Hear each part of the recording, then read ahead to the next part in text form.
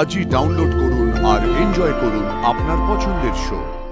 কিন্তু যদি half note নামিয়ে গাও তোমার গানটা আরো সুন্দর লাগছে। কি সুন্দর লাগছে গলাটা এখন, খুব ভালো। দক্ষিণ 24 পরগনা সুভাষগ্রাম থেকে গীতশ্রী।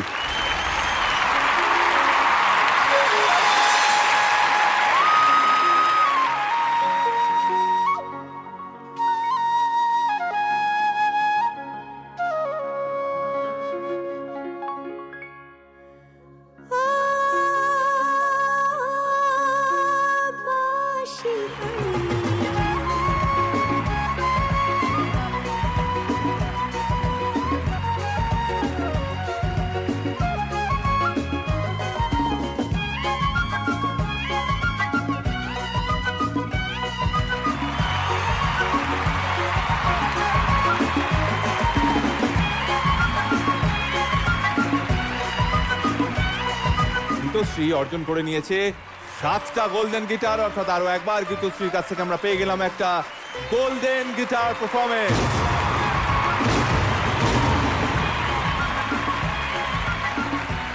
হৈমন্তীদি, তোমার কাছ থেকে জানতে চাইবো সবার আগে কেমন লাগলো গীতশ্রীর গান? খুব সুন্দর গেয়েছে, খুব ভালো লেগেছে আমার। তবে আমার কেন জানি মনে হয় ওরা স্কেলটা এত চড়িয়ে নেয় কেন? লতা দিদি গেয়েছেন বলে তোমাকে ওকে ওই স্কেলেই গাইতে হবে, একটু ওপর দিকটা স্ট্রেন লাগছিল।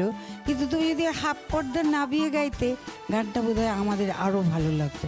কিন্তু তুমি খুব গেয়েছো, ভালো সুন্দর গেয়েছো, কোনোখানে ফাঁক ফোকর রাখোনি বাবা কিছু। Thank you ma'am. গীতশ্রী, এই যে দিদি কথাটা বললেন না, খুব দামি কথা। একবার শুনি না, যদি হাফ নোট কম করে এটা যদি শোনা যায়। অন্তরা থেকে শোনো, শোনো অন্তরা থেকে গাও, বুকরাটা গাইতে হবে না। তমালো কদম্বটা ধর, সেকেন্ডটা। তমালো কদম্বু আমার গোপিনী সখিনী।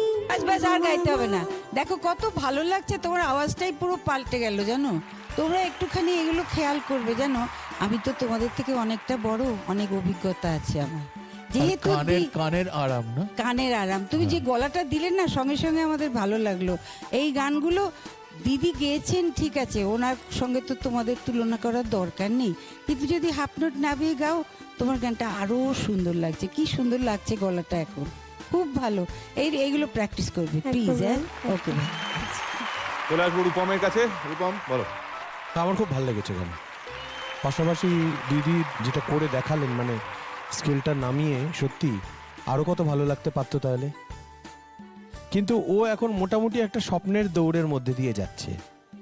ওর প্রিয় মাস্টারমশাইয়ের সঙ্গে ওর পারফরমেন্সের পর থেকেই ও একটা শুরু হয়েছে কিন্তু ওর নতুন অভিযান। একদম একদম এগ্রি।